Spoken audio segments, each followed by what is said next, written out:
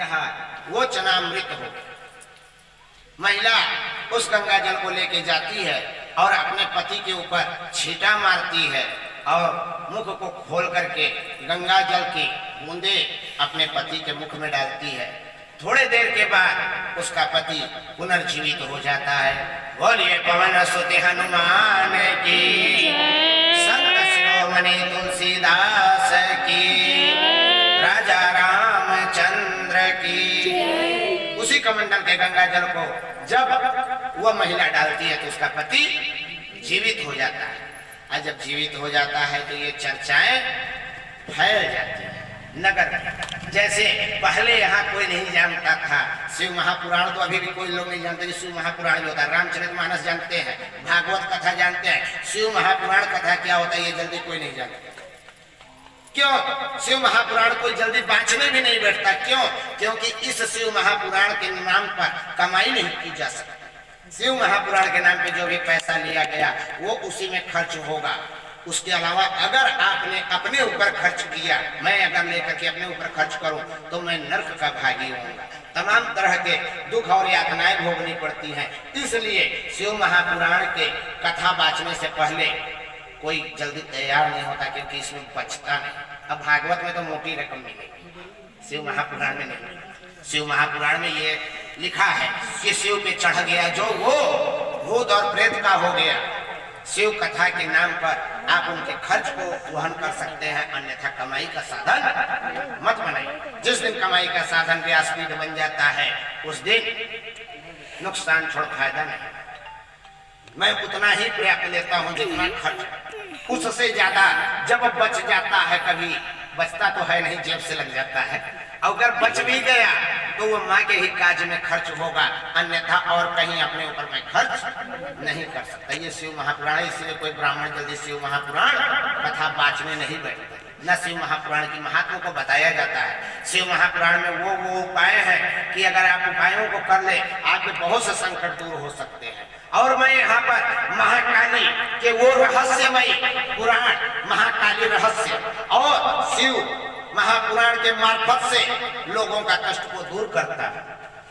और मैं नहीं करता, माँ, मैं उनके उपायों को बता देता हूँ, लोगों का कष्ट स्वयं दूर हो जाता है। अब मैं बार बार कहता हूँ, मेरा नहीं माँ का, भोलेनाथ का गुणगान करो। जब वो औरत जीवित हो गई, एक व्यक्ति का यहाँ काम हो गया, एक व्यक्ति ने दूसरे से कह दिया, दूसरे ने तीसरे से कह दिया, आज यहाँ पे कितने लोग जान गए, बहुत कहने लगे। उसी प्रकार से उस औरत का पति जब जीवित हो गया तो वो भी एक दूसरे से बात फैल गई। बात फैलती गई और बात पूरे नगर में फैल गई। ध्यान दीजिएगा, बात पूरे नगर में फैल गई। अब फैलते फैलते बात पहुंच गई राजा अकबर के दरबार में। उस टाइम अकबर का शासन था, अकबर का शासन था।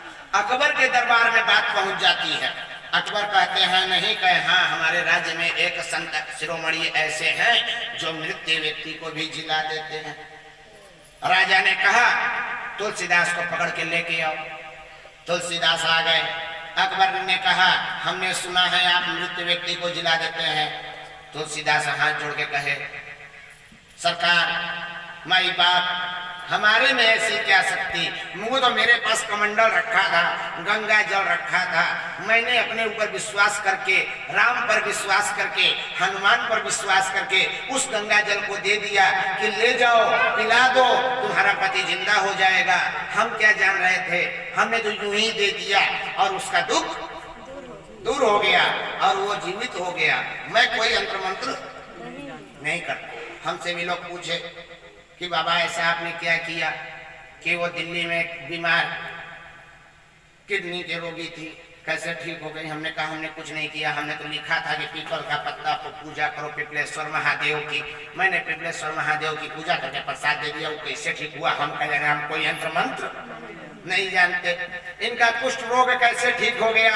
हमने कहा शिव महापुराण में लिखा है भस्म आरती इस प्रकार से करके उस भस्म से ऐसे उपयोग कीजिए, इस भस्म को गंगा जल में डाल करके स्नान कीजिए। 13 महीने के अंदर आपके बड़े से बड़े सफेद दाग, चर्म रोग, कुष्ठ रोग आदि रोग समाप्त हो जाते हैं। मैंने वही किया। मैंने भस्म तैयार करके भोलेनाथ की आराधना करके भस्म आरती कर दी। भस्म आरती करके आपको भस्म दे दिया। अब भोलेनाथ जाने कौन मंत्र हमें मार दिए। आपकी बच्ची का तबीयत कैसा है? ठीक है, आराम है। अब देखिए इन्हीं की बच्ची का कल रात को बहुत बुखार था, तबीयत खराब था। इन्होंने आया कही, हमने कहा एक उपाय है, बेलपत्र उठाइए, बेलपत्र पे शहद डालिए और अपना नाम गोत्र बोल के बेल शिवलिंग पर चिपका दीजिए कुंदेश्वर महादेव के नाम से। जब आपकी बच्ची स्वस्थ हो जाए तो एक लोटा जल चढ़वा दीजिएगा और उसके बाद चिपका दीजिए और उसको उसी बेलपत्र को ले जाइए और अपने बच्ची को चटा दीजिए उसमें का शहद, आपका बुखार दूर हो जाएगा कुंदेश्वर महादेव के नाम से। कोई भी ये उपाय कर सकता है। कभी भी किसी को अगर बुखार का बीमारी हो बच्चे का, तो कुछ पत्र लीजिए, उस पे शहद डालिए, शहद डाल के जिस बच्चे का तबीयत खराब हो उस बच्चे का नाम, पिता का नाम गोत्र बोल करके शिवलिंग पर चिपकाइए, कहिए हे कुंदेश्वर महादेव इस बच्चे का स्वास्थ्य ठीक हो जाए। चिपकाने के बाद प्रार्थना करिए और कहिए कि जब बच्चे का स्वास्थ्य ठीक हो जाएगा तो एक लोटा जल चढ़ा देंगे, प्रसाद चढ़ा देंगे, जो भी कहना है कह दीजिए, लेकिन पूजा करिए कुंदेश्वर महादेव के नाम से।